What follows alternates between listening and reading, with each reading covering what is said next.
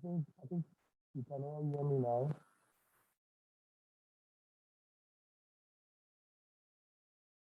All right.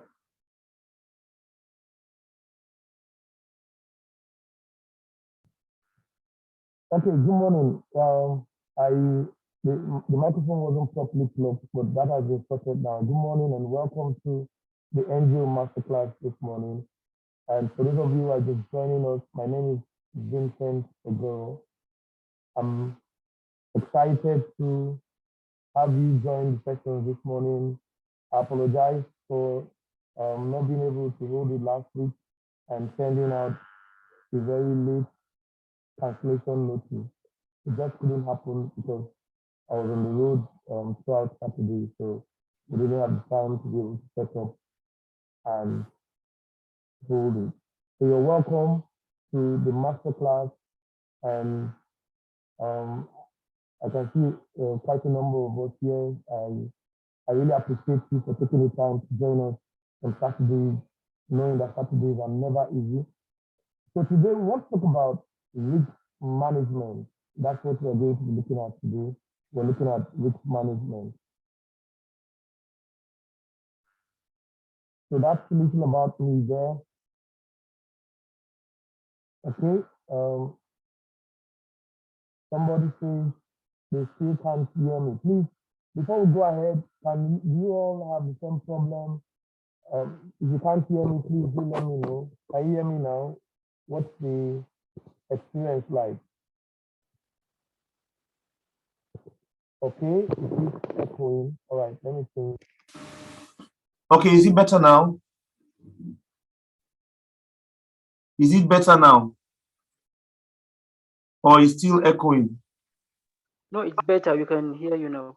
It's better. All right. Thank you. So I've got to remove the headset. All right. Okay, thank you for that feedback. I appreciate everyone.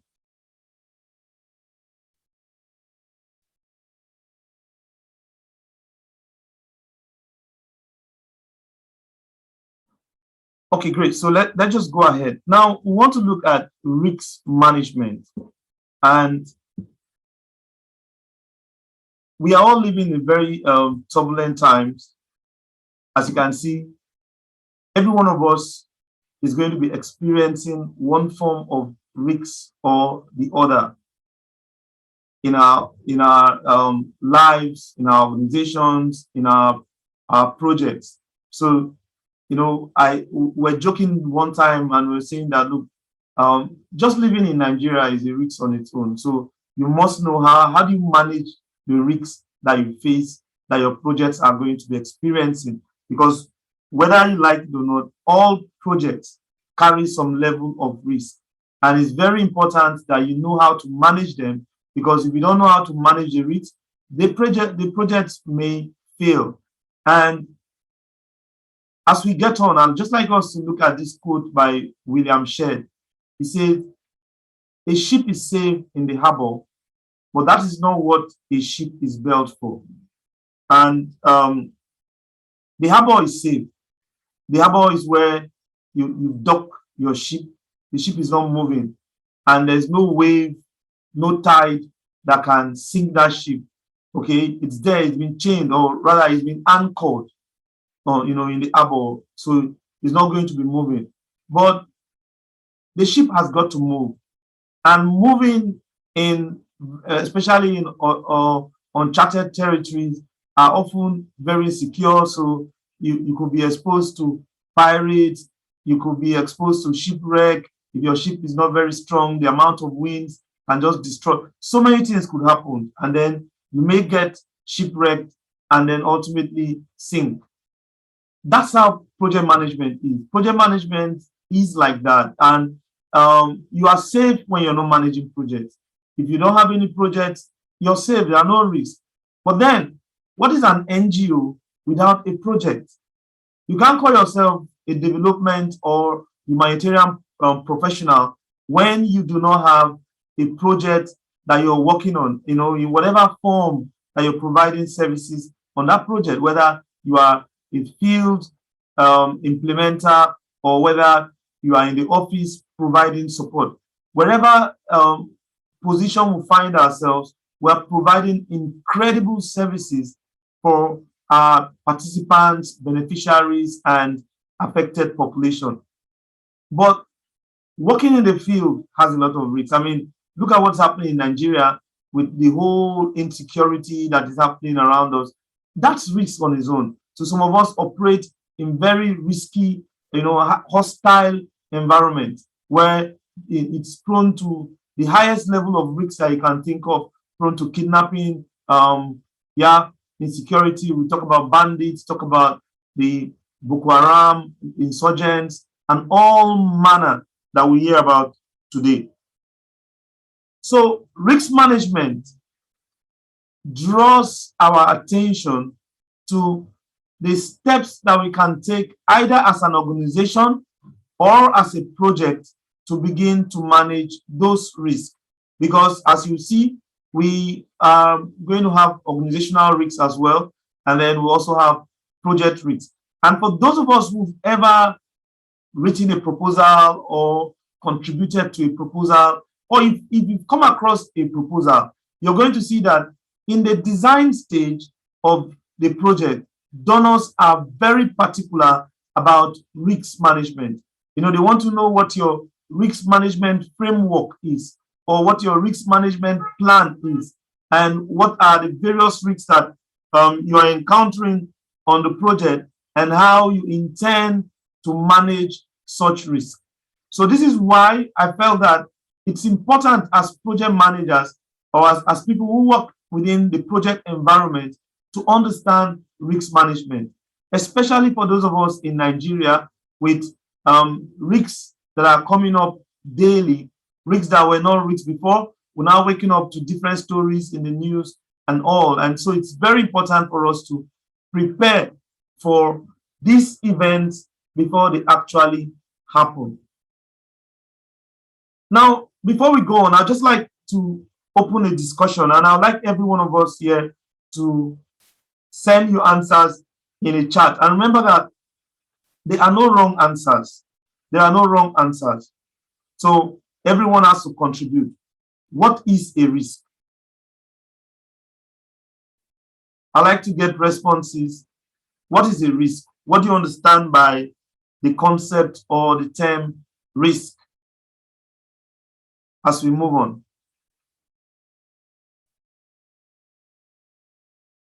Okay.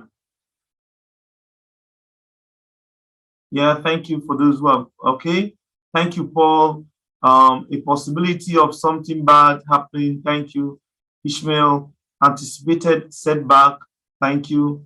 More responses, more responses, more responses, everyone.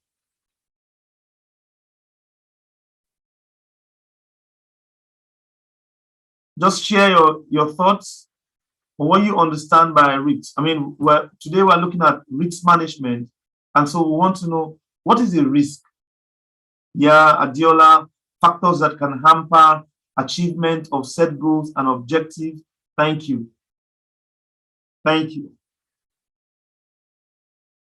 Any other response? Any other response? You've been hearing risks, you've been managing risks, you've been dealing with risks. So what do you understand by the term risk?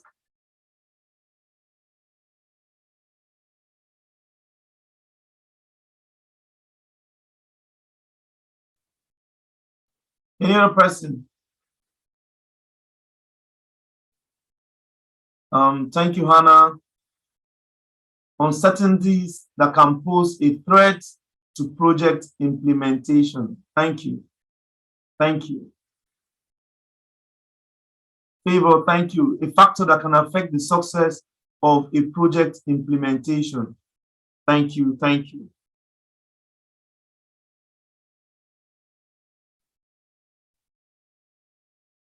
Okay, so I'll just wait for one more response and then we can go ahead. Any final comment on what a risk is? Thank you, Mrs. Menkiti. Thank you, Paul and Beatrice. Anything that can disrupt your project, exposure to danger in any situation, negative and undesirable consequences that we expect.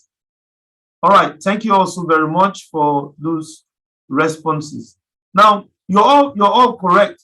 There is not one agreed definition about what a risk is, but it's important that we realize that a risk is an uncertain event, factor, or condition that could adversely affect the outcome of an activity or intervention.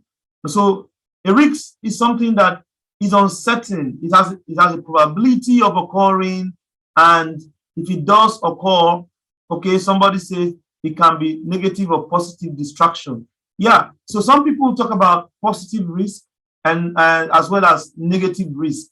Okay, but I want us to focus on this definition that a risk is an uncertain event, factor, or condition that could adversely affect the outcome of an activity or intervention, the outcome of a project, the outcome of an intervention that could even affect an organization if it occurs.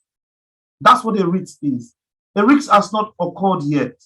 A risk is something that you're not even sure if it's going to happen, but there is a likelihood that it is going to occur. And if it does occur, then it's going to have, an effect, or it may have an effect on your project, the result of your project, and even your organization's existence can be threatened by risks as well. Now, there are three principal sources of risk. There are three principal sources of risks. So you have programmatic risks now. These are risks that are under the project control, things that the project is doing, okay? Factors that are under the project control. Maybe you didn't design your project properly. It could be that you didn't carry out an effective project plan. It could also be that you were not managing resources properly. There's poor performance. Anything that should, that is within the control of the project, but where it was perhaps neglected and it now became a risk, or something that was left out, ignored, or not properly handled, and it could be a risk for you now. So you have principal sources of risks. One, there are risks that are caused by the project itself. Planning, design, implementation, resources of that project could pose a risk on the project. So maybe you are having staff attrition. It could pose a risk on the project. So those are factors that are under the project's control. Now, you also have factors, that are causing risks that are in the wider environment, which are only controllable by decision makers elsewhere. So this could be from government, maybe local government, from state government, from the federal government. Maybe there is a change in government. Maybe you've been working for, some of you are working around policies, and then you've been partnering or working with a particular government from a particular political party. And just imagine that you started implementation of the project, you've done courtesy calls, you've really gone to do a lot of advocacy visits, and then the governor or the local government chairperson or the senator or the legislator generally was removed by the court. They went to the court to challenge the result of the election, and he or she lost out. And that poses a risk because the new person who is coming will not have known you. And then you're going to want to start all over again, to start these negotiations, to start this advocacy, because whenever there is a change in government, they want to change everything around government. So there are going to be a lot of posting out and posting in, reshufflement, replacements, and all that. And that could cause a lot of, present some risks for you. There are other times whereby there is a lack of political will. You know, there are risks that are as a result of lack of political will by office holders. And then some of us are experiencing risks around institutional issues. Maybe there are weaknesses with regards to the institution itself that we are working with, even within our organization. So we lack system strengthening, or the establishments where we are working with on for that project also has some systemic weaknesses that are institutional. And that becomes a problem, or it poses or presents some risks that you need to face. And then you have factors that are essentially uncontrollable. So these are things that we in Nigeria we say is the will of God. Okay, so some people say, it's God that willed it. Say there is a natural disaster, there is flood. For instance, you have this pandemic, okay, that came in. You have pandemic, COVID-19 pandemic that swept across the entire world. You know, that is something that is essentially uncontrollable. So it's outside of your scope. There's nothing you can do about it. There's nothing Nigeria can do about it. I mean, it's beyond one country intervening. You could also have political instabilities. Look at what is happening in neighboring countries in Africa. A lot of coup d'etat, you know, forcefully changing power, removing presidents and prime ministers and taking over powers. And then we have, you could also have things like the exchange rates. Look at what's happening with the Naira. These are things that you can't control, your organization cannot control. Even Nigeria, unfortunately, is unable to control them because we've been looking and we're seeing that these things are still there.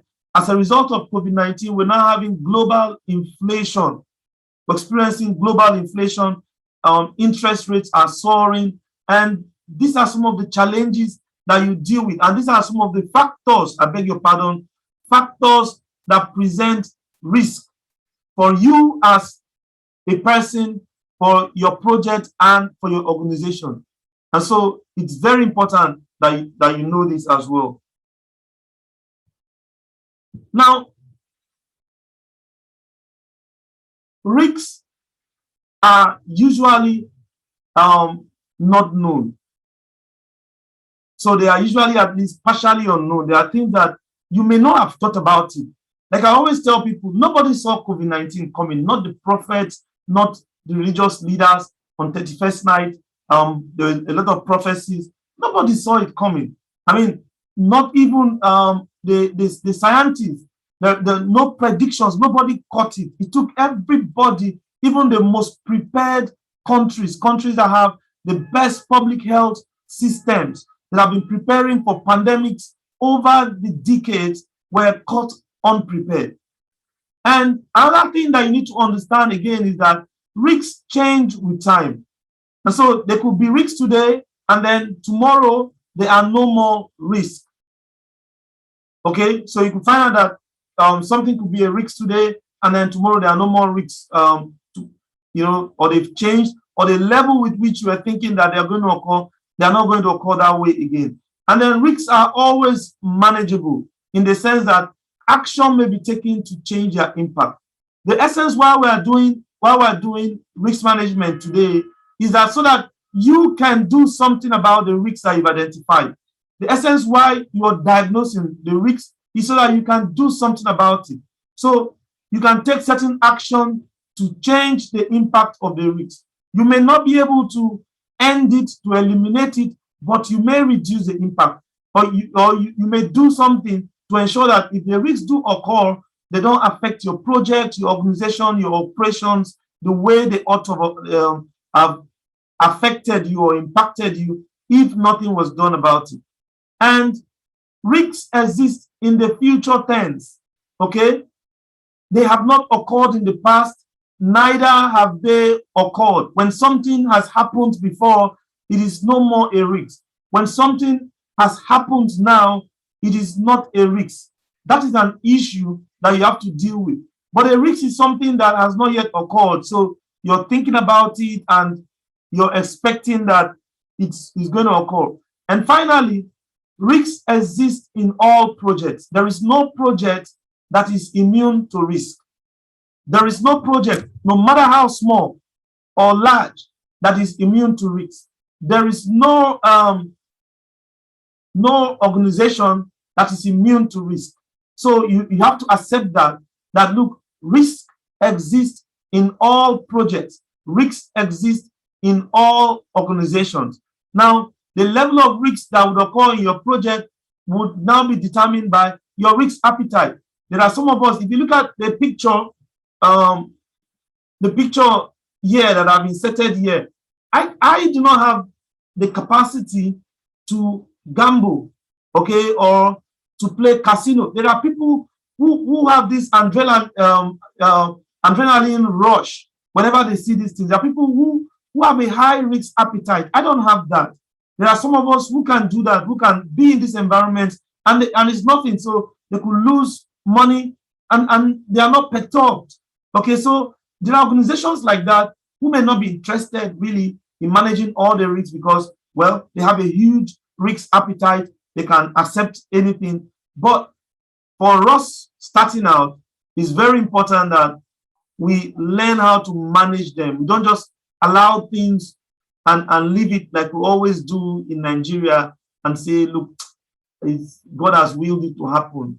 I mean, if you bring that mentality into your project with donor funds, it's really going to cost us a lot. So it's very important that we understand how we manage this risk.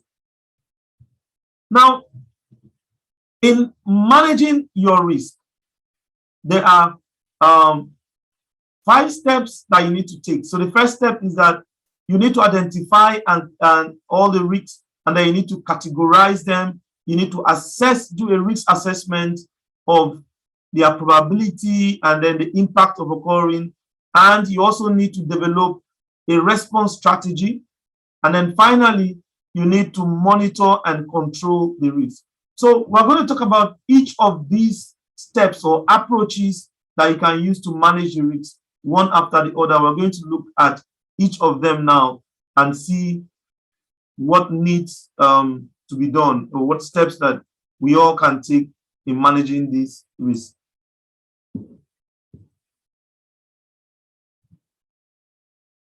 So let's look at risk identification. But before we move on, if there is any question, if you've got any question you want to ask, or you have any contribution you want to make, you can just raise your hand and I will mute you, or you can share your thoughts as send it in as a chat.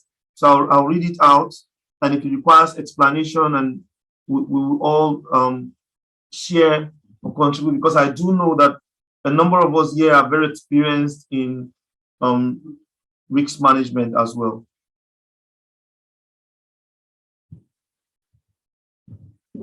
Okay, so now I'd like to find out what are the major risks in your project.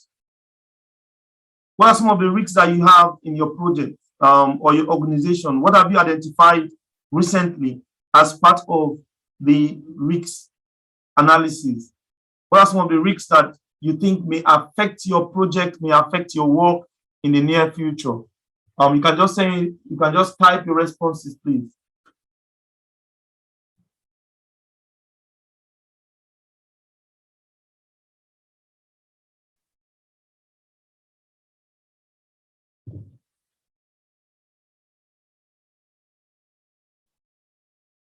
What are the major risks of your project? Any examples? It may not be your project, but yeah, okay, someone, okay, thank you, Hannah. Security challenges, changes in government policies, security issues regarding bandit attacks, okay. Thank you, okay, elections, yeah, elections. Inadequate funding.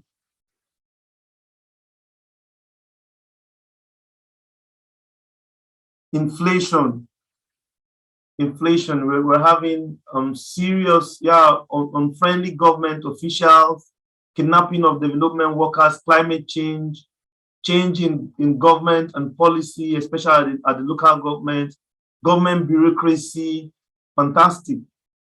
Fantastic. So these and many more, okay, lack of buy-in by key stakeholders. So these and many more can also really affect our projects in many ways. They can really affect our projects. So it's very important that you think about how you manage these risks that you have identified, your attitude of health workers, okay? All right. Any other one?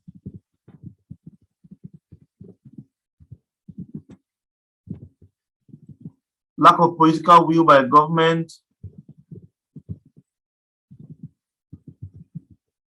Okay.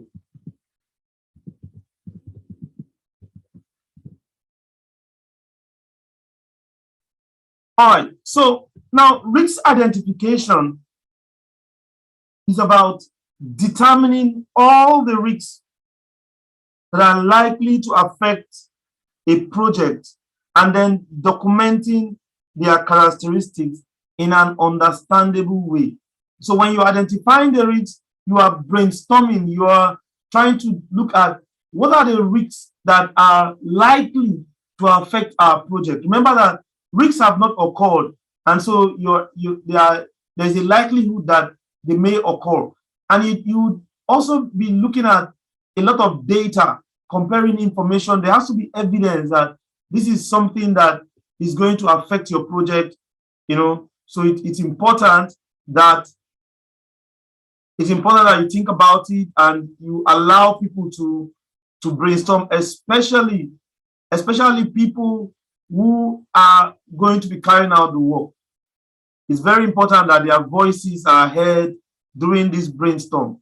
Okay, so we have community lack of community ownership of projects, delays in government passing relevant bills into law, such as the child protection and then violence against persons, the VAP law. So even though Nigeria is signatories to some of these, we have still not been able to domesticate them in our states, and even for some at the national level. So these are risks that many of us face in our projects, you know, that affect us, affect the work that we do. So it's important that you also need to ask. Remember, one of the things about project management is that it is very participatory, and you have to be open to allow other people with their ideas to come in, because there is nobody that has a monopoly of knowledge. Okay, so if you'll be amazed what you will learn when you always create this opportunity for brainstorming for people, especially the team members, not the project managers, not the leaders, but team members within the project itself or within your organization. If you allow room for them to share their own thoughts, you'll be amazed at what you will learn from them. And so once you've categorized, or once you've identified your risks, it's important that you categorize them. You want to categorize all the risks that you've identified. And for instance, this is just for training purposes. So you have a category here under the risk area. So you have one of the categories that we have when you're talking about kidnapping, banditry, Boko Haram, all that is under security. And so, yeah, when you're talking about security, you're talking about either violence or you're talking about crime, you know, terrorism and all that. They fall under security. So you'll be talking about kidnapping. You're talking about, here in Nigeria, we talk about banditry. We're talking about insurgencies. You're talking about terrorism, and all those things are under security. All that we think about, where we cannot travel by road, we can't travel by train. You go to some parts of the country, they tell you have to stay indoors, you cannot move. These are all security challenges that we are dealing with, and they are all risks. So whenever you are designing a project or you have a project office or you have a project within those environments, it's important to begin to think about what are the risks that we face and begin to categorize them. So after listing the risks, you have to put them into their various categories. We have another category here like safety. So here you're talking about road accidents, fire and office, building collapses. I mean, look at what we saw in the news these past days. Okay, so I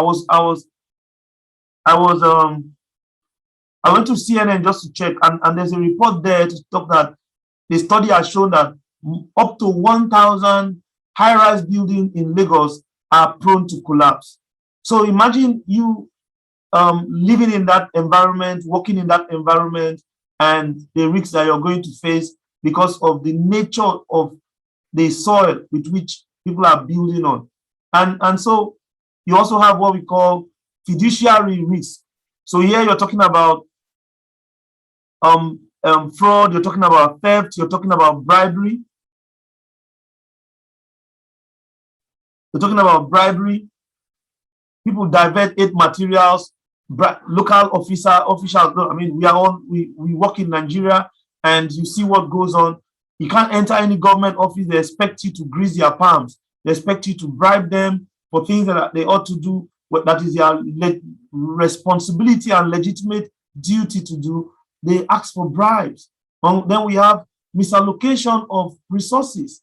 We've had times where NGOs in Nigeria have been blacklisted because they misallocated those resources.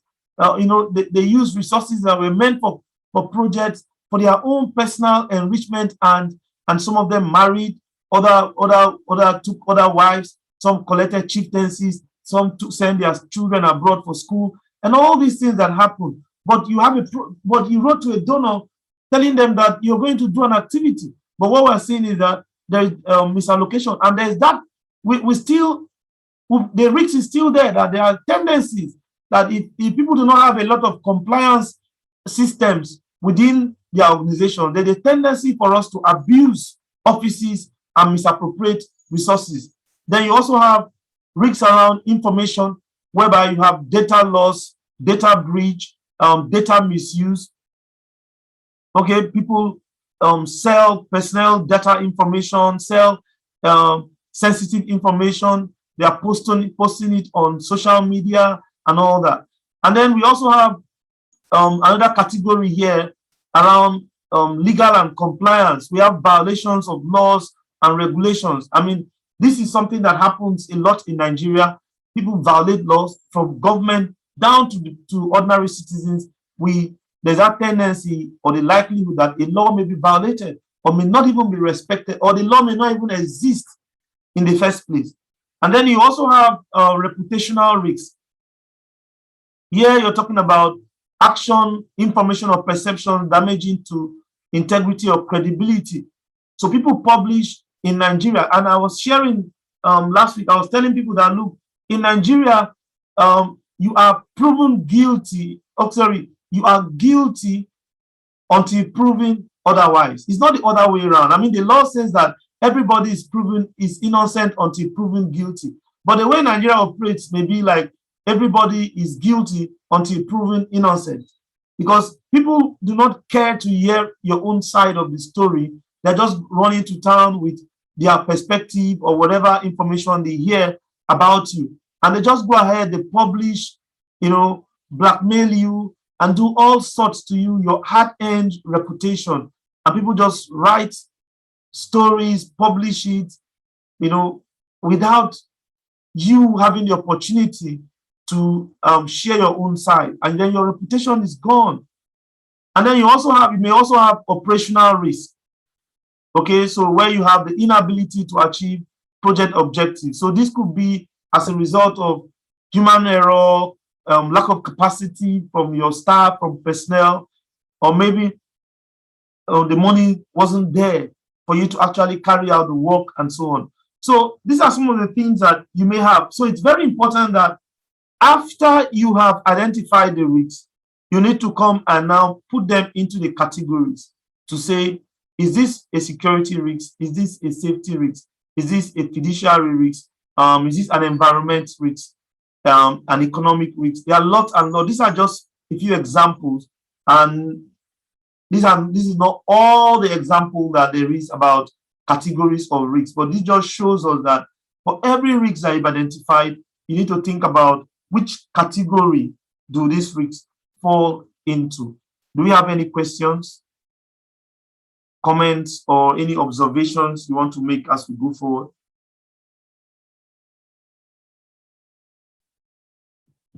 Any questions, any comments, any observations that anybody wants to make as we go forward?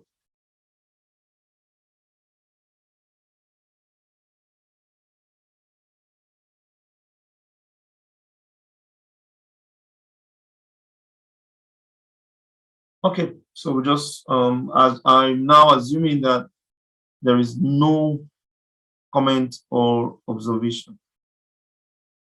All right. Now, okay, so if you want to identify the risks, one of the ways to do that is by conducting one-on-one interviews with managers and relevant staff in your organization. So you want to look at people who you feel will be able to share. So you ask them individually to share what their thoughts are about the risks that the organization is dealing with, or the risks that the project may face. Okay.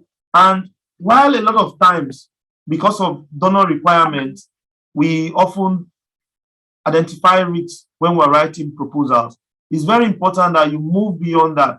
That risk management does not just end when you're writing proposal, but it's something that continues as long as the project is going on. Even during planning, even during implementation of that project, you need to begin to think about. Yeah, Dr. Ramatu, yeah. So somebody says, what about the issue of people agitating for the separation of Nigeria? Example, Biafra. Absolutely. I mean, I just came back from the Southeast on Thursday, and it's not easy. I know that we have people joining us here who are also, everybody is facing a risk. There is no CSO, there is no NGO, there is no business that is going to operate there that will not factor that issue in now. Okay, they have to factor that in as part of their risk management, because, for instance, for most of the time, the past months, Mondays have been declared sit at home, even though it's not from the government. But there are consequences when you go out on the streets on Monday. So people do not work on Mondays. Schools do not open on Monday. So assuming you don't realize that, and you're not doing a risk assessment, you run into troubles if you set up a meeting on Monday. People may not show up for that meeting. So it's very important that you also realize that as well.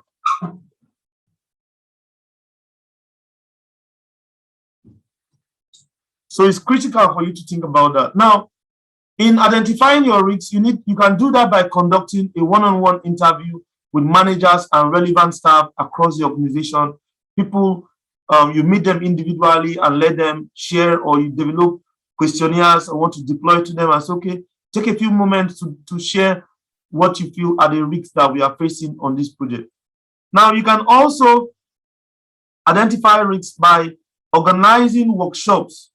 Okay, so you want to organize workshops with your managers, with the staff, but this workshop has to be facilitated by someone who is knowledgeable on risk management, so that he or she will be able to ask the right questions, because you want to be able to ask the right questions for these. So that's the key.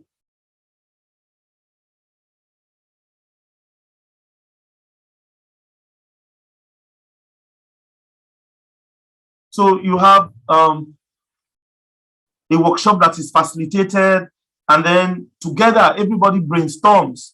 So this is not something that one person will do, but it's something that the entire organization is going to be involved in. So everybody brainstorms and their ideas are shared, and we all go ahead again to talk about how to manage this risk. And this is usually done either when the workshop setting is usually done, either when you're writing a proposal or when you're developing a strategic plan. Because as part of maybe the SWOT analysis, the strength, weakness, what's the other now? Opportunities and threats analysis. So when you're doing your SWOT analysis, you can begin to talk about the risk analysis, because even as an organization, it's important to have a risk management framework. You need to know what are the risks that the organization is facing in terms of sustainability, in terms of the circumstances and environment where we work, especially for those of us in the Northeast, and the Northwest. Now, you need to think, it's important to know the risk assessment. You need to have a risk management framework, not just for your project, but for your organization, so that you don't have a situation whereby your staff are kidnapped and then you're now calling you to come and pay ransom, or your staff are exposed. And we've seen cases where development and humanitarian professionals are killed, and they are caught up in the crossfire, whereby we are not supposed to be in the middle. We're not supposed to be caught up, but we are more and more now, we are being endangered. So part of your risk management is going to talk about the security risks that your organization is facing. So it's very important that, so when you do that, you have to be organizing workshops for that kind of situation. When you want to brainstorm on your risks, you need to organize a workshop in that instance. Now, after you've identified the risks, the next thing I want us to talk about is, how do you write your risks? Remember, like I said, that a risk is a potential. A risk has not occurred, okay? It's a possibility. It is not an actuality. It has not occurred, okay? So if something has happened, it is no more a risk. It is now an issue that you must deal with. And so when you're talking about risks, when you're describing risks, there is a language that you need to use. So your language need to reflect the elements of potentiality and uncertainty. You need to be able to show that this thing has not occurred, but that there is a likelihood that it is going to occur. And when it does occur, or if it does occur, there may be an impact, or what other people call consequence. The consequence, that there is going to be a consequence if it does occur. Now, so examples that I've just listed below, as you can see, is that failure to effectively manage the organization's financial resources, which may lead. So you have to use words like may, might, could, things that talk about a probability of something happening. If you use words like can, must, should, it means that it is no more a probability, but there is a certainty that the risk is going to occur, because it's not all risks that you've identified that are going to occur. So it's important that you factor in that probability statement. That probability factor is very, very key. And then another example that we have here is that inadequate compliance systems in place may result to donors' loss of trust or donors' mistrust.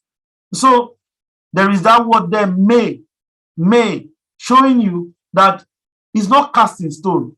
It could happen, and then it could also not happen. And then we also have the third example there is inability to adequately resource programs, which may have a potential impact on our reputation. So I didn't structure that sentence correctly.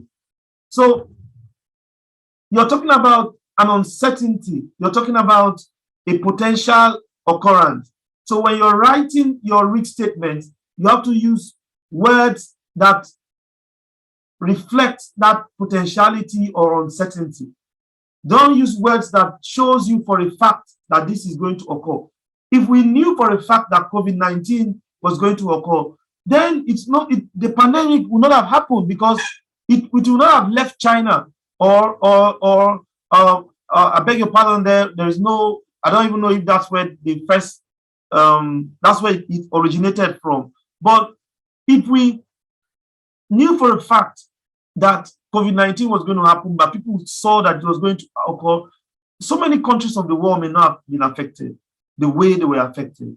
You know, people would not have died the way people died, because global public health experts and scientists and doctors would have rose up to the occasion and, you know, caught that virus before it had the capacity to spread the way it did.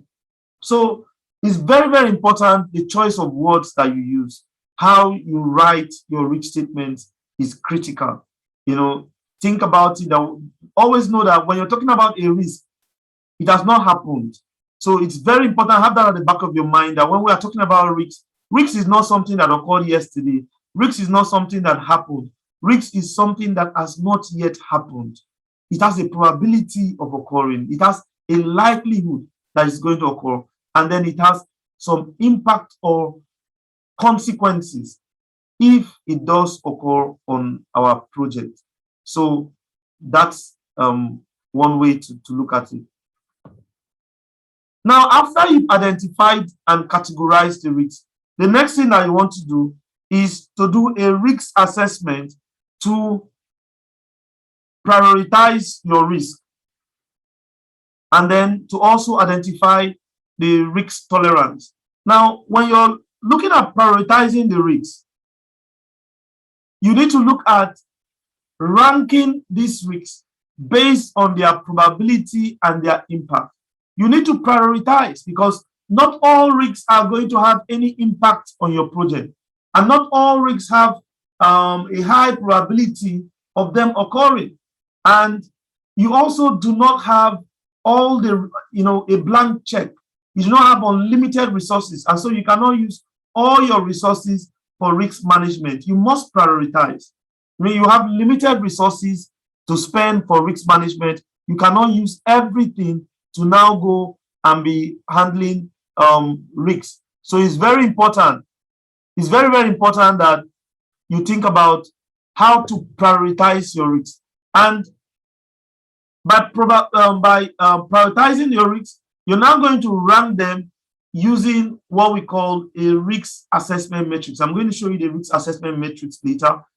And after you prioritize the risks, the next thing that you also want to do is to identify the risk tolerances. Now, in project management, when we say tolerance in project management is tolerance in project management means the performance limit to which you as a project manager can exercise autonomy on that project. So what that means is that there are certain things that are outside of your authority level. There are certain decisions that you cannot take on your own. In the organization, in the project, there are certain decisions you cannot take. I mean, for all of us here, there are we are at different levels in our NGO careers. Some of us are at senior management level, some of us are at middle management level, some of us are still not at management level. We are still starting. And then there are also people at the board level. There are founders, there are country directors, and so on. There are executive directors and directors, chief of parties, and so on. Now, the level of authority that this category of persons have differ. You cannot, because you are a project manager who claim to have the same authority as a chief of party, the same authority as an executive director. It's not possible. So you need to understand that even in managing risks, there are certain risks that are going to be beyond your authority level to even handle. And so it's very important that when you've done a risk assessment, you need to ask yourself that, is this risk within our authority level? Can we take decisions on this risk, at our authority level? Within our level, do we have the authority to work on this risk? Or do we need to escalate this risk to the next level? Because there are going to be some risks that are bigger than you, bigger than your position. Even when you have a solution for them, you do not have the authority to carry out that solution. because your tolerance level is below that particular risk. So it's important that for every risk that you've identified, you need to ask yourself, do we have the capacity, do we have the authority to do anything about this risk, to respond to this risk? Okay, so that's very critical, for you to know. You need to ask yourself, is this risk within our tolerance level? Is there anything that we can do about it? Or is there someone whom we should be discussing with about this particular risk? It's not every risk that you can handle. And just because you know the solutions to all the problems does not mean that you can go ahead and solve those problems. I always tell people that just because you have the solution does not mean that you can solve it. So allow it for people whose authority level, whose capacity, whose tolerance level it is for them to carry it out. So that's these are the things that you're going to be doing assessment. You're going to be, doing like an analysis, trying to prioritize the risks. Each of these risks that you've identified and categorized, you need to analyze them and say, okay, is this risk going to have a high probability or a low probability or a medium probability of occurring, or is this risk going to have a high impact, a low impact, and so on. So that will now determine how you respond to each of the risks. Because after the risk assessment, the next thing that you need to do is to think about, how do we respond? How do we manage it? It is when you respond to it that you are managing. So you want to think about, how are we going to manage each of these risks that we have identified? Now, what you're looking at now is the risk assessment matrix. Now, for each risk I've identified, like I said earlier, you're going to rank them based on their probability and potential impact. So here we have 3 levels: low probability of the risk occurring, medium probability of the risk occurring, and high probability of the risk occurring. So you also have low impact, medium impact, high impact. So for instance, you take let's say we talk about elections. Let's say Anambra elections, for instance. So we ask ourselves, what's the probability that there may be violence in Anambra elections? Assuming we're analyzing this election before now, because the election is already ongoing, so we can no longer do a risk assessment. So maybe that will now determine whether we want to stay within Anambra today, or want to tell want to shut down our office till maybe next week.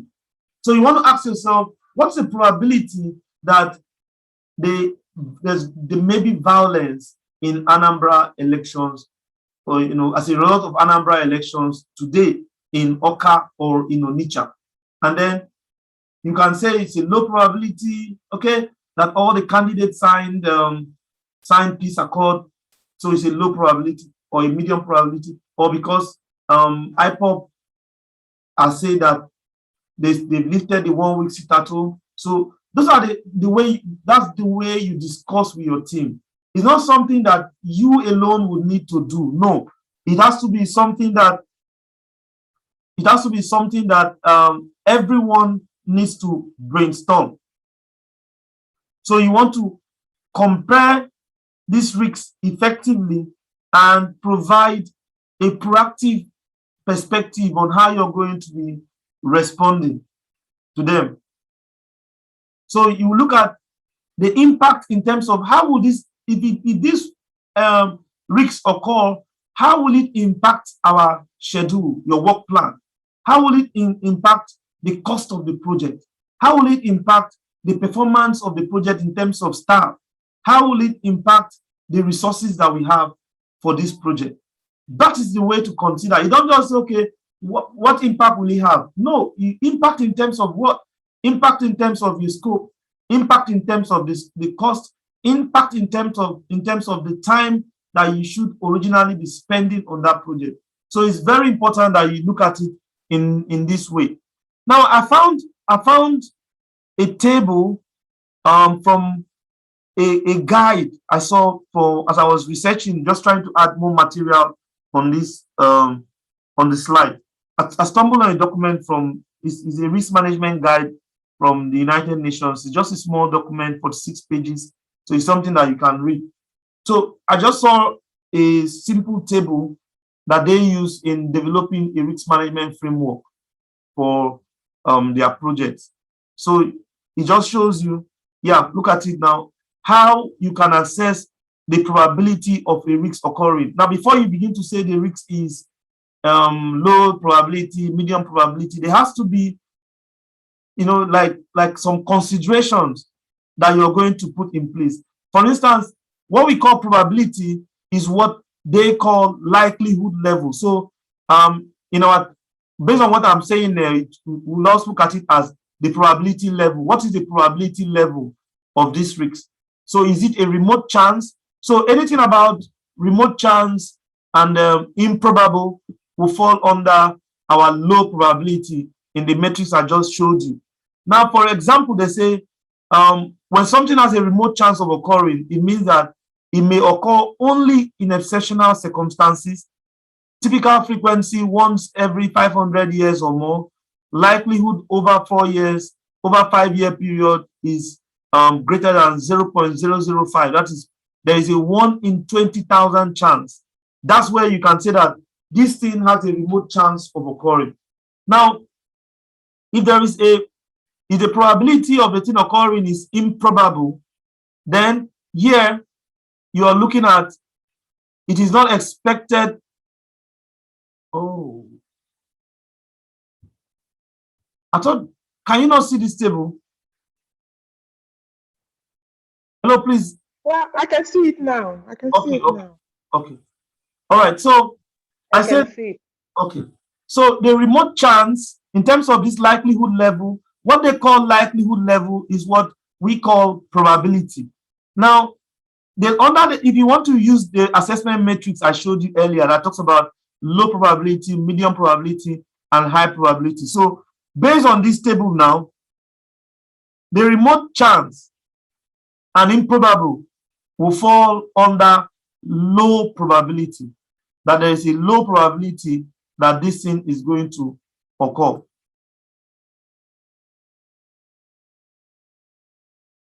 So here, if something is improbable, if it has an improbable chance of occurring, here you say it is not expected to occur, no recorded incidents or evidence, there is very little opportunity or reason or means to occur, and maybe the typical frequency is once every 100 years, and the likelihood over a 5-year period is 1 in 2,000 chance. So here you talk about low probability. When within these two rows here, this remote chance and improbable row, here you're talking about low probability of a risk occurring. Now let's look at the medium probability. Let's look at the medium probability. For something to have a medium probability of occurring, here you look at possible, the third row, possible. So here, for something to have a medium probability of occurring, it may occur at some time, few or infrequent recorded incidents or evidence, there is some opportunity or reason or means to occur, the typical frequency once every 20 years, likelihood of occurring, okay, the likelihood over a 5-year period is greater than 0.5%. So there is 1 in 200 chance of this thing occurring. That is a medium probability level. Now you have probable. So under the probable, you have likely to occur. You will also have regular recorded incidents and strong evidence that it could occur and will probably occur in many circumstances. Typical frequency once every 5 or 7 years.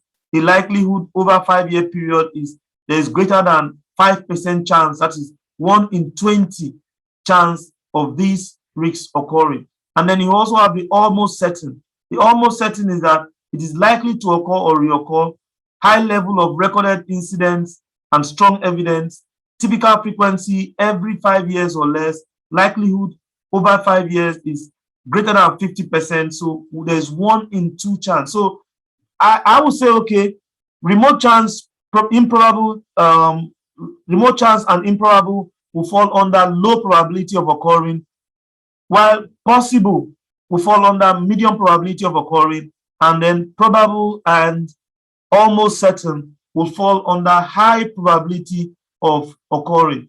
So it's a table that just helps you before you begin to say the probability is low.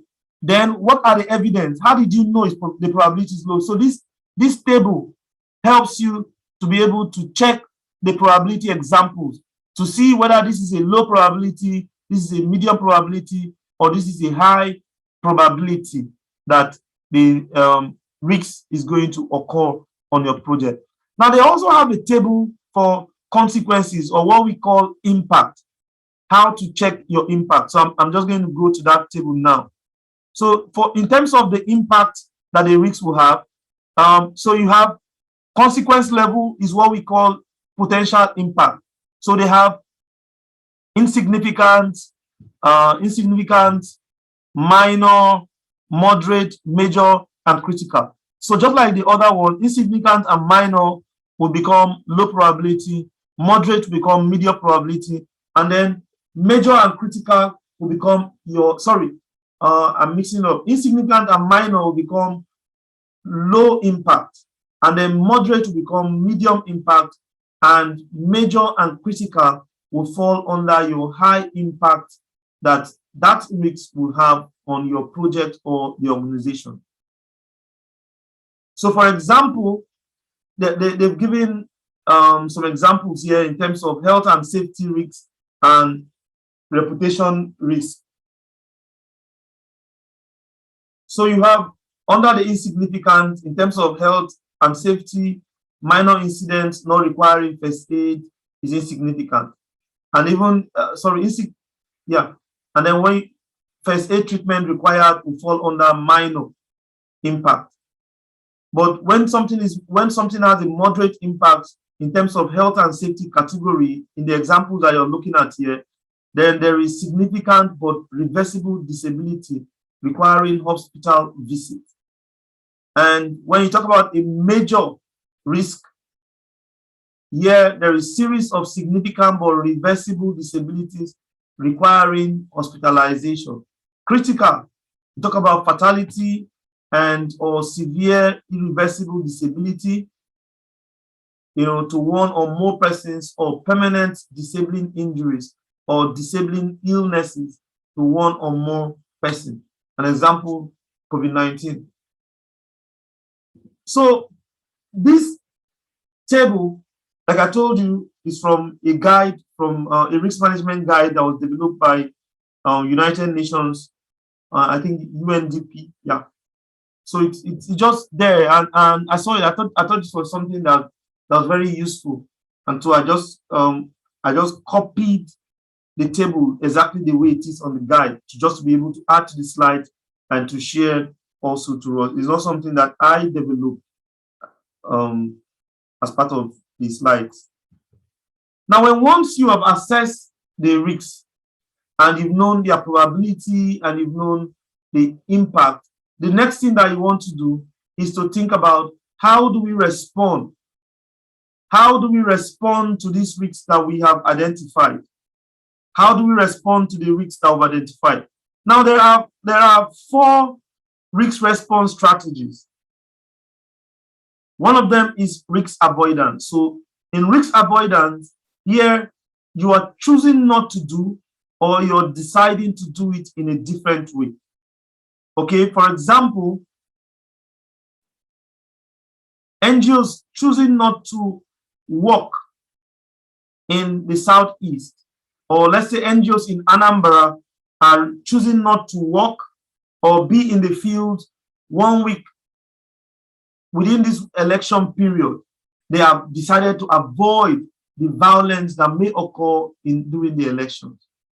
Some people have actually traveled out of the state because of fear that there may be violence. They are avoiding the violence, that may occur during that elections. So that is risk avoidance. When, let's say, for instance, you had a training that you wanted to do in a particular location, but because of maybe flood, maybe you heard that, okay, flood may happen, you decided to relocate that training from that particular location to another location. You are avoiding the risk. What you're doing in that instance is risk avoidance. And risk avoidance could be useful when you are talking about high probability and high impact. Okay, when the impact may be so high, then it's always important that you avoid the risk, by either choosing not to work within that period, or you're deciding to work in a different way. Then you also have risk transference.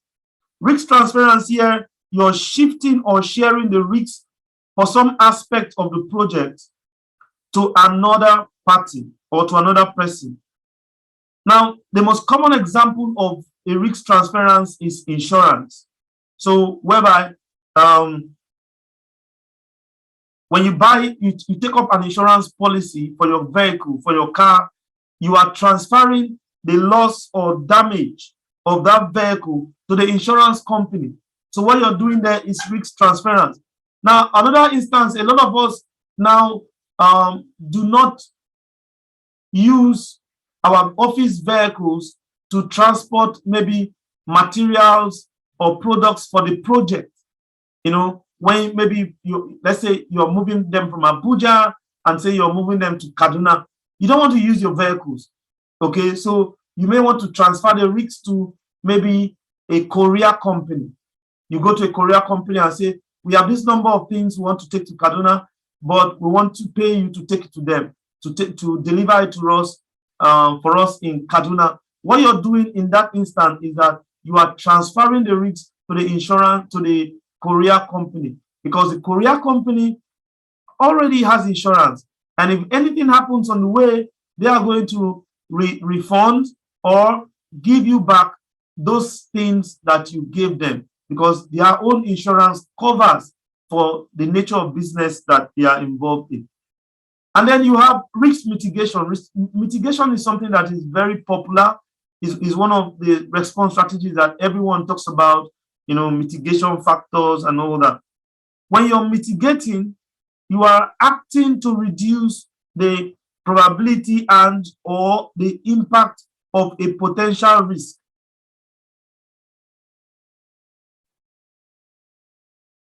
Say, for instance, your project is concerned about the risks of theft of commodities, theft of farm products or farm inputs. So you've got these farm inputs that you want to use for farming, but you're concerned that they may steal it. Now, you can reduce the probability of that theft by increasing security guards or systems for the warehouse or store. You could decide to say, okay, I'm going to bring armed guard to come and guard our warehouse. You can also, or you could decide to fortify, you could decide to put CCTV cameras and all that. You can also reduce the impact by having a policy to say, we can only store in our warehouse things that will be used within 1 week period. Anything longer than 1 week should not be warehoused, because you don't want, maybe the cost of providing security will be so high. So these are some of the things that we do. And there are times where people mitigate. Let's say, for instance, you in the Northeast, you're going to implement in some locations, you're actually moving in a convoy, in a military convoy, so that in case anything happens, they can take some action to ensure the safety of aid workers. That is risk mitigation. What you're doing in that instance is risk mitigation. When you're taking steps to reduce the probability and the impact of a risk on a project, what you're doing is that you are mitigating. And then we have risks acceptance.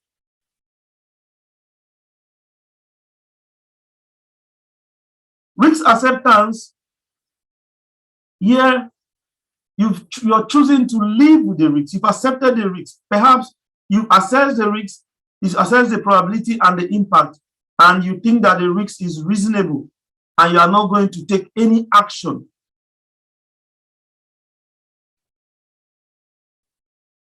You're choosing not to take any action about the risk. So we have people who have refused to go to IDP camps, and they are living in their respective villages and towns. Okay, they've accepted the risk.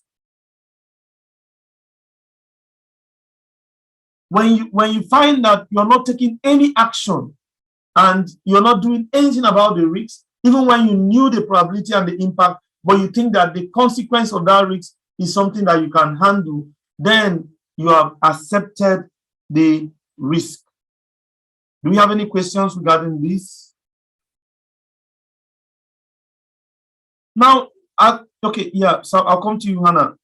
Now, so it's important that when you're talking about risk response, it is not always the responsibility of the project manager, senior manager, EDs, directors to be taking these decisions. So you cannot leave the whole work for your senior management to do. There are some risks that are going to fall under your tolerance level as well as your expertise area. Then it's going to be for you. For instance, if you're a logistics person and want to transfer with a courier, it's your responsibility to check. Okay, that's your responsibility, because you are the logistics lead or officer or manager for that organization. You cannot leave it out and say, it's the project manager that is supposed to do that one. No, it is under the responsibility of the logistics personnel to be able to do that. And ignorance or ignoring a risk is not an acceptable risk response. You cannot ignore. Whenever you've been told about a potentiality, you've been told about a risk that may occur, and you just ignore, you're not analyzing it, you're not thinking about what the probability or what the impact is, and you just decide to ignore that information, that is not a good response strategy. So you must not allow your risks to be ignored. You must not allow your risks to be unrecognized. And you must not allow your risks to be mismanaged. You can accept it, because when you accept a risk, you have to constantly monitor that particular risk. Okay? And you don't just wake up on your own to accept the risk. There has to be a collective decision that will be taken to ensure that the risk is accepted.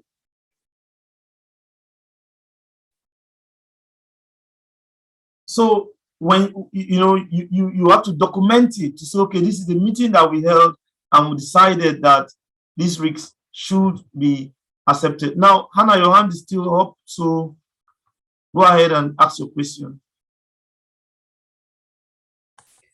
Thank you, Mr. Vincent, for your explanations. I think it's quite elaborate and it's clear. And I would like to find out, we're talking about risk response, and you explained 4 risk response strategies. Yeah. And I want to find out, my question is on item 2, which is risk transference. Transference, okay.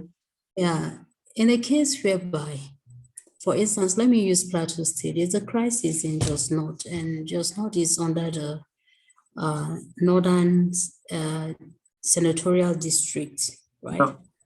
of Plateau State. And we have 2 other, the Central and the Southern, and then Jos North is within the Northern Senatorial District, and there's a crisis ongoing on, and we're supposed to monitor an activity there. So we decided now to go to the Central and then down to the Southern, down to the Central. So can we classify that as risk transference? You didn't monitor in just not because of the crisis. Just not, yes. So we So will that would be risk avoidance. Avoidance. Yeah. You're choosing not to monitor in that area because of the crisis. And then you're now monitoring in central Southern. and south. Now, And before coming for down it to to be the northern, before coming down to the okay, but for now you're not doing it. You're not monitoring yes, because of the crisis. Now, for you to transfer, it will mean that you decided to ask a CBO that is your partner that is in those communities that they are living there to monitor and share reports with you.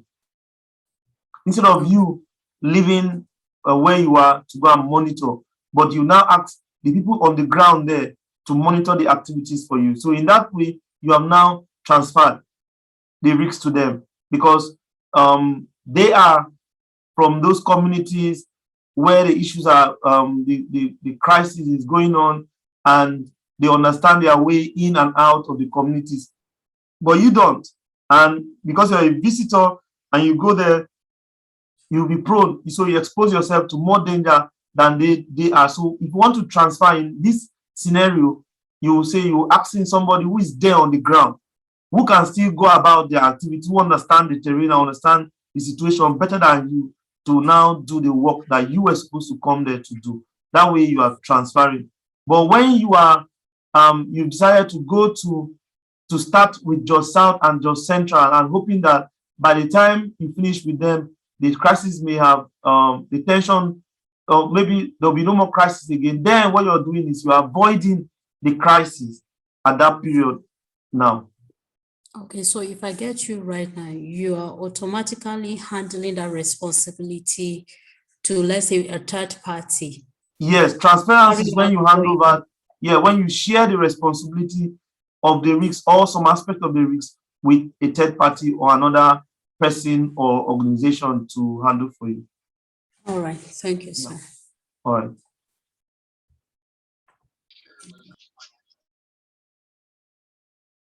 Okay.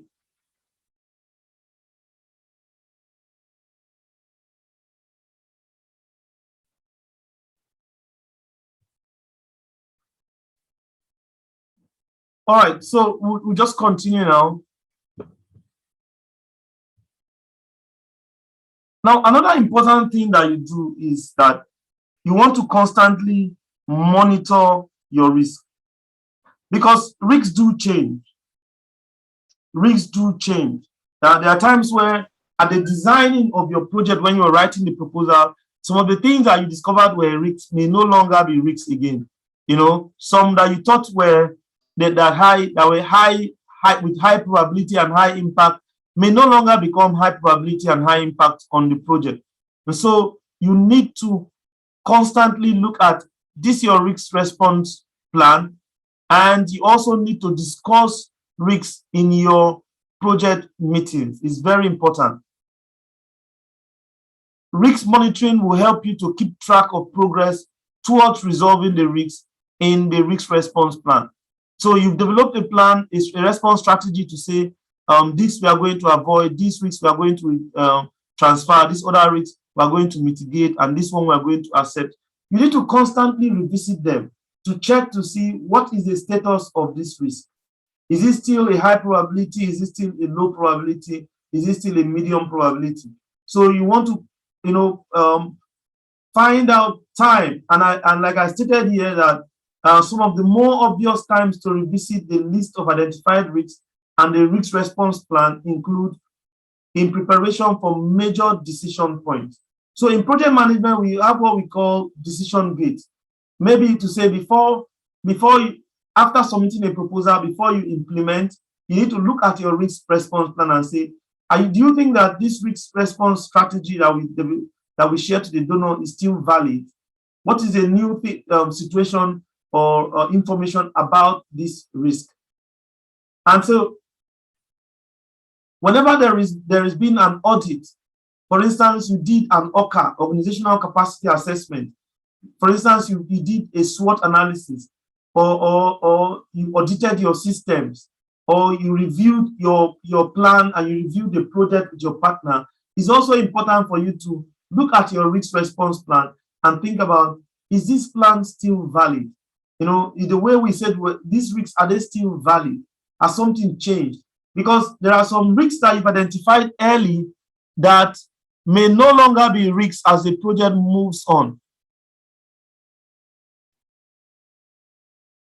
So there are some risks I've identified early that may no longer be risks as the project moves on. So it's very, very important for you to always review your monitor your risks and look at what needs to be done. And if, for instance, you had maybe the project itself was reviewed by the donor.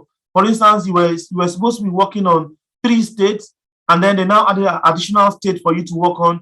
You're supposed to be working in 20 states, and they now added additional states, additional location, or they increased the budget for you. They increased the time. Maybe there was an extension on the project. You need to look at your risks and say, the risk that assessment that we did was supposed to elapse maybe for November 2021. Now we are going to stay on the project up till June 2022. Is this risk still valid? Or is there something that we should be doing about this risk? So those are the things that, some of the things that you want to be doing and the decisions that you want to be taking at every point in time to monitor this risk. Now, somebody said I should go back and talk about mitigation. So I did say, Beatrice, I did say that mitigation, you are acting to reduce the probability or impact of a risk, whereby you are taking steps. For instance, a common example, for instance, would be that you drive a car and you're putting on your seatbelt. Why do you put on your seatbelt? It reduces the probability of you being killed in an event of an accident. But the seatbelt does not stop the car, you know, stop you from having an accident or being involved in an accident. But you have a higher chance of reducing the impact, maybe of maybe someone's head hitting the dashboard or the windshield, or you know, and so on. But that the seatbelt protects you. It doesn't give you 100% safety, but it protects you. That's what mitigation is. You're acting to reduce, you're taking steps to reduce the probability of the risk and the impact it will have on your project, on your team, if it does occur. But you are not in any way stopping the risk or eliminating it from happening, but you're just going ahead with your work. But you say, okay, I will take some steps to ensure that if the risk occurs, I'm not going to be affected so much by the impact of the risk.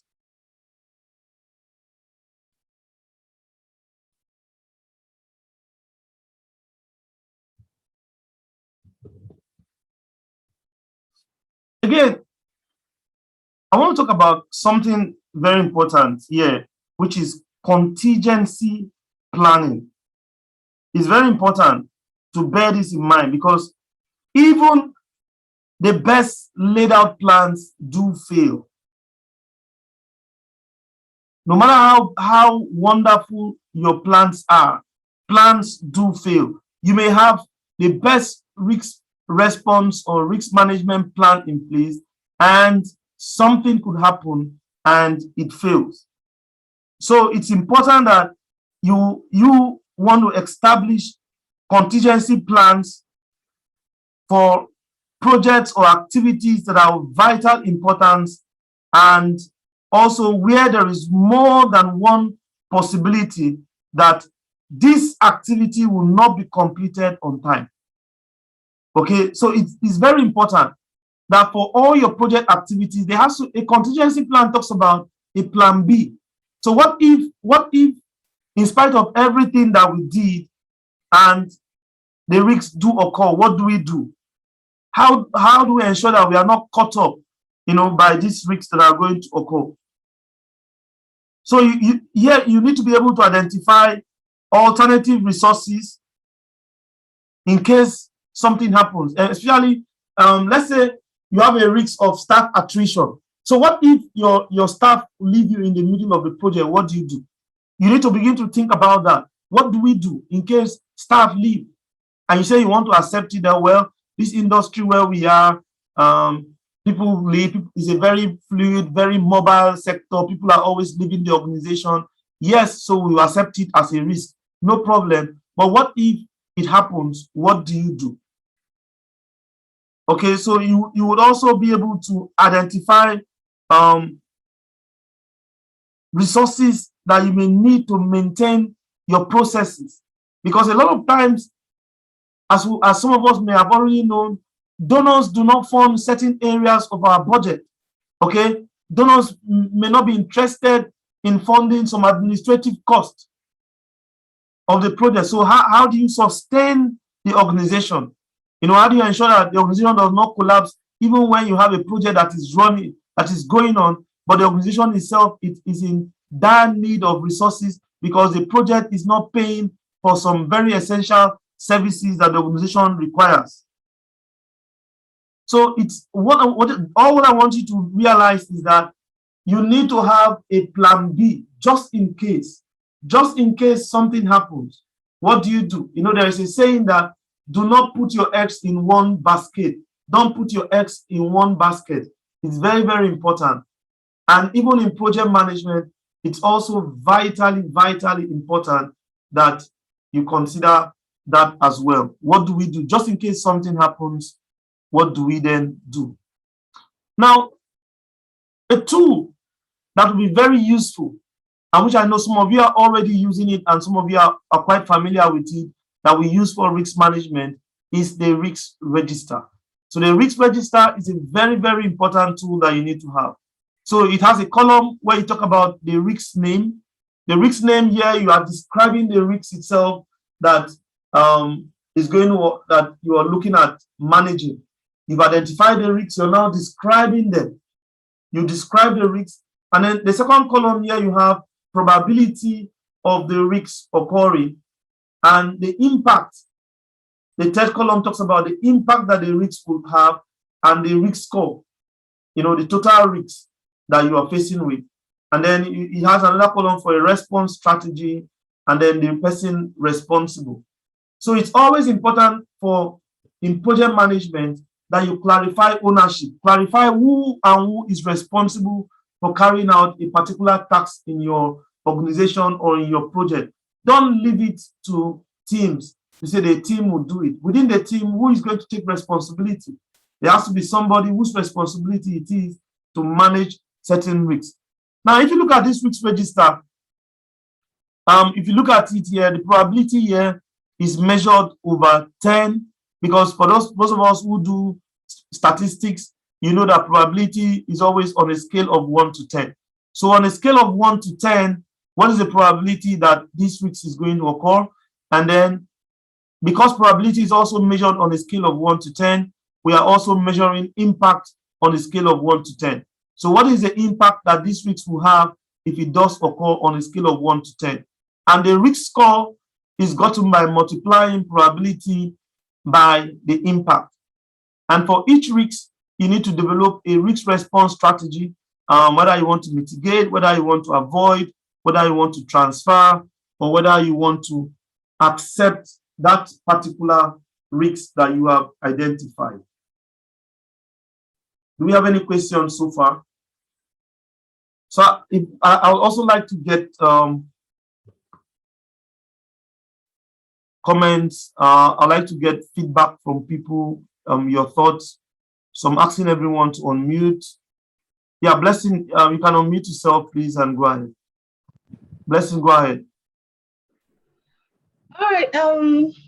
Vincent, good afternoon. Good afternoon, everybody. Thank you, Blessing. Good afternoon. Okay, so just I have a question I would like to just throw more light on. Okay. Talking about the risk register, looking at this. So if we in an organization, if a project can work on developing their risk register, to be able to identify risks in their respective implementing sites or location. I think, can it still go for the risk, because you talked about risk framework. So can the risk registers go for it? rather than having to go through the details of developing a separate framework for risk assessment. Okay, okay.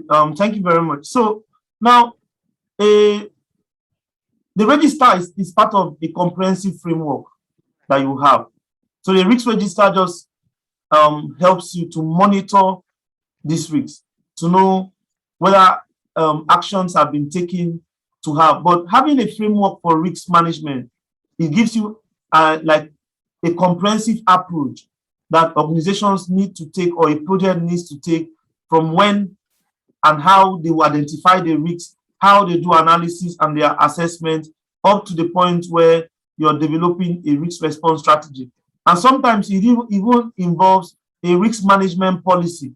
So there will be a policy on how you manage risks on the project, because the reason why you need that framework is that a lot of times this risk management, even when we are writing proposals, people find it difficult in being able to identify the risks for those particular projects.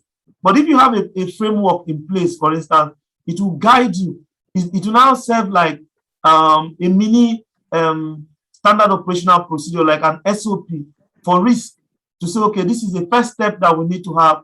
This is the first step that we need to have. It's like you're having a resource mobilization strategy or a framework.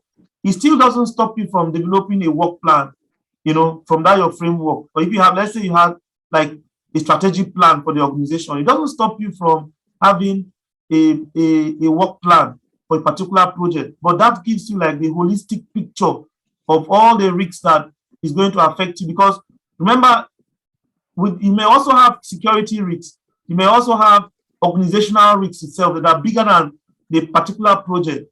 So you want to be able to have that big framework on how we manage risks that we face per project, because if not, you find a situation whereby there are going to be different projects will come up with their own different risk register and different approach. There will not be uniformity of approaches and uniformity of tools.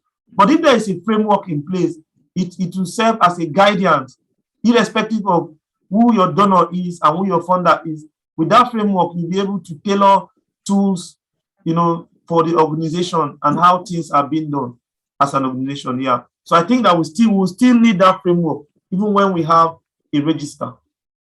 But that document, I'm going to put it on the Telegram. That document is just a 46-page document. It provides further insight regarding risk management. I just stumbled on it and I thought that, yeah, it's a document that people should have. It's a UN document.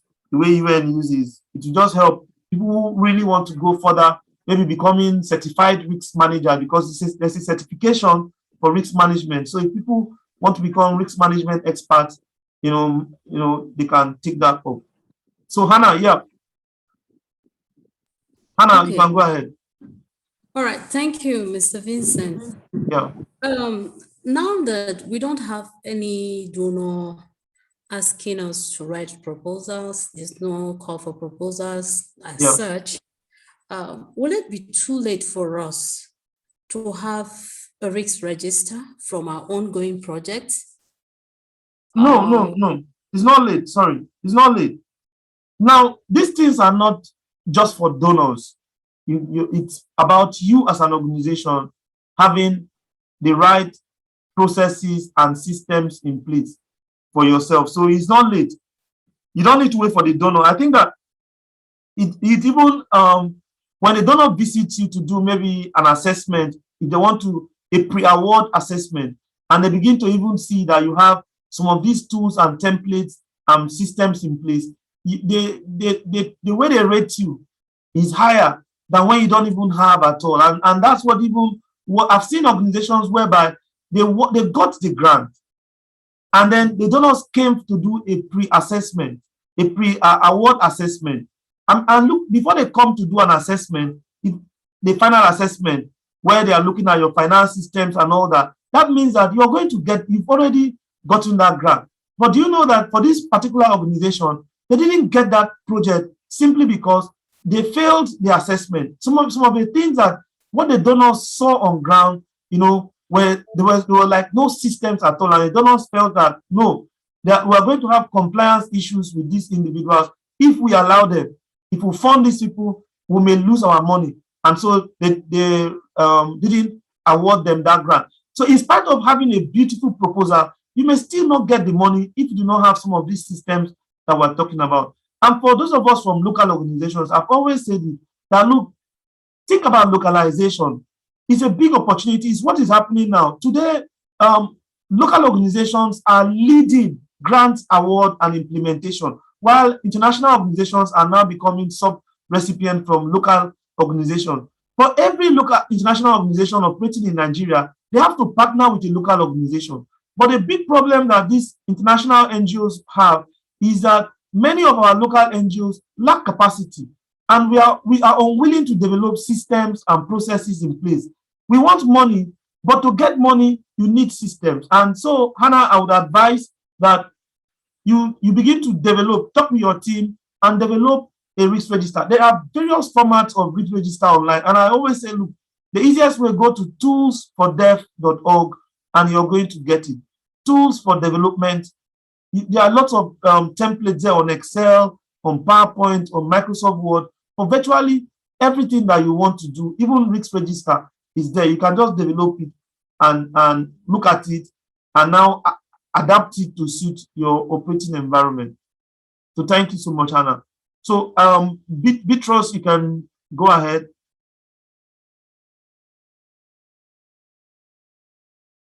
Hello? Yeah, go ahead. Yes, looking at risk analysis or risk management, Yeah. The points you mentioned earlier on these 4 thematics area, avoidance, mitigation, and what have you. As a local NGO practitioner, we've done a lot of projects, also having in cognizance, because they do not ask us what is the risk assessment and what are the mitigation strategy in place. Yeah. Yes, it's quite agree, sir. The local NGO is like a corridor for staffs to just come and move, and there's a high staff turnover, doing the risk analysis, getting the risk register, and what have you.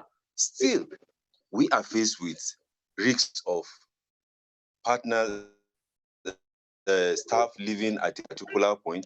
We've also tried to make sure we work with teams. Thank God you made mention of assigning key person to take responsibility, not leaving it to the team, so that you can have somebody to ask a question if need be. Now, putting all these things into cognizance, what can you advise or any tips that you can give to us to also guide against, after putting this register, somebody has been taken through the training, they are working as a team and is responsible, and this issue of staff turnover comes in and somebody has to step in. How do we guide against such a risk occurrence? Yeah, my brother, I think that staff turnover is not nothing. There's nothing you can do about. Even in the United Nations, all right, people still leave the UN. But what I always tell people is that you need to be able to institutionalize things, in that irrespective of who leave, the system still exists. So if we begin to move beyond just when we talk about capacity, and then all you're talking about is developing the humans, but the systems, and you don't have systems, you don't have processes within the organization, then the organization always loses out every time an experienced staff leave. So ensure that as little as ensuring that, because it's easier to manage it when your organization is not is still small in terms of personnel size. It's easier to manage things like this, in that whenever there is a training, there has to be a step down for as many people as can. That also ensures that every other person who couldn't attend the training also benefits for that particular training as well. And then there has to be SOPs. SOPs are very important. Standard operational procedures are very important. By having these processes in place, it ensures that even when somebody leaves, another person can see the process of how that person that left usually does his or her work, and I can pick up from there. I used to tell people, I use an example and say, look, if you've gone to a fast food restaurant, it's not one person that bakes those meat pie. It's not one person that bakes a cake. They could have two chefs, two bakers inside one restaurant. But irrespective of whoever is on duty, the taste of that meat pie is always the same. And that means that there's a system, there is a process that whoever is on duty must follow this process. It doesn't, you have your own style of doing things, but this is the organizational style. So that when that baker leaves and a customer comes, the customer should not come and say, this meat pie that I ate today is better than the meat pie I ate yesterday. If people complain like that, that means that there is a problem in your system. Irrespective of whether it's on duty, whether you're night, your day, the situation should always be the same. And people should not tell that a particular pest staff is not on duty. That is why the organization is like this. So if you're able to do that, putting those kind of systems in place, using this example of the restaurant, like I told you, and say, okay, how can we ensure that practices have been institutionalized? That the way people are writing proposal, we have it like an SOP. We have it that all those documents that they will use, we have it in a folder that everybody can access. So by the time you begin to create folders, create systems, create templates, and ensure that everybody within the organization or that particular project knows how to use those templates as long as it's their core function area. Another thing is that you also need to ensure that not one person knows how to do a particular role. If not, when one person leaves, then there will be a gap. If you have only one finance person, and then you need to begin to think about taking an intern or a volunteer who will come and understudy that finance person. So that if the finance person leaves you, then you will not start from square one again. That's just the system. If you have been the one who is the one project officer, you need to also mentor another person to say, okay, let me mentor another project officer. It's like, I could say, for instance, after all, these Zoom classes I'm doing, I'm not charging for it. I could keep everything that I know to myself. But I look, it's in recreating other people. It's in sharing that we have systems in place. That's why I'm doing this, to say, okay, as much as I can, whatever I know, and I'm also talking to other people. And like, for instance, next week, somebody else is going to take us on M&E. So it's not beyond me. I'm trying to galvanize people to come in. That's the way it works in organization. That whatever you have, mentor another person to be able to do the same thing that you're doing. That's the way. If not, people will leave you. You cannot stop them. It's against the law to stop you from leaving. If you put all those clauses in contracts and say you must work with me for 2 years, 3 years before you go, it's wrong. It's not. It's not illegal. It's a legal thing when you now begin to force people to stay. People cannot be compelled to stay against their will. But we must put systems in place to ensure that wherever people live, the gap should not be there like that because somebody else has left. So please, I would like to stop here. It's already 5 minutes to 1 p.m. I don't want to exit 1 o'clock, but we still have just 5 minutes. I just have, next week we are doing M&E, and we have somebody who is also part of this meeting who is going to take the M&E. And then I want to appeal for something. We are collecting impact stories. This training, the masterclass is going to end for the year on November 27th. That's the last class for the year. But we are developing a website, and we are also going to put all these recordings on YouTube so that people can have access to them. But I want to know if these things have been impacting you, and we are collecting impact stories. We want a video, 1 minute, 2 minute video. If you would like to share, tell us your story, how you benefited from this masterclass. I would just want to be able to see. I think that it's better if people hear from other people. If you're willing to share, I'll be so grateful if I hear from you. If you want me to do the video for you, maybe I'll set up a Zoom meeting, just you and I, and record it. I'll be so grateful. If you want to use your phone to do it, we just want to hear from participants how they benefited, if it's ever helped you in any way, so that I'll be able to encourage other people to keep joining. That's just my appeal. We're collecting impact stories from now to the end so that we can just move on with this. So we're uploading all the videos to our YouTube for the year. All the videos for this year will be on the YouTube channel we've created and the Facebook page.